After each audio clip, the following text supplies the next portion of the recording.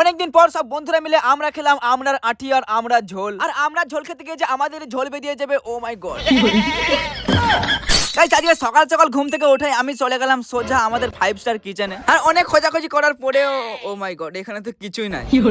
তাই ভাবলাম ফ্রিজে হয়তো কিছু পাবো, কিন্তু এখানে তো আবার এক বোতল পানি ছাড়া কিছুই পেলাম না। তাই আর কি বাইরের দিকে গিয়ে বন্ধুদের সঙ্গে প্ল্যান করলাম আমরা সবাই আমরা খাবো। তো প্রথমে আমরা সংগ্রহ করার জন্য আমি চলে গেলাম গাছের গোড়ায়। চলো এখন আমার সমস্ত ক্ষমতা দিয়ে গাছটাকে দুলিয়ে দেখি। ও মাই গড, একটার বেশি পড়লো না। হ্যাঁ, এখন এটা খেয়ে দেখবো, যদি ভালো লাগে তাহলে আরো অনেক পারবো।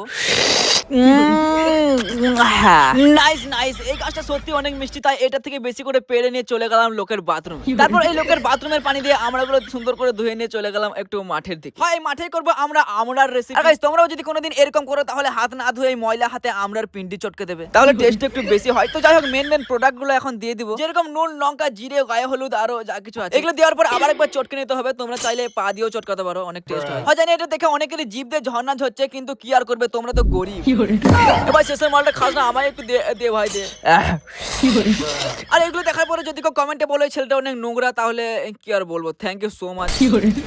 আর খাওয়া দাওয়া শেষ করে খাবারের জায়গাটা কষ্ট করে ধোয়া বাদ দিয়ে ছাগলটাকে বলছিলাম তুমি চেটে পরিষ্কার করে দাও, কিন্তু আমি জানতাম না ইনি হচ্ছেন অ্যাটিটিউড গাই, সরি অ্যাটিটিউড ছাগল। ও শোনা, এরকম করে ইগনোর করো না প্লিজ, এটা চেটে পরিষ্কার করে দাও। ও থ্যাংক ইউ সো মাচ, আর তোমরা ফলো করো।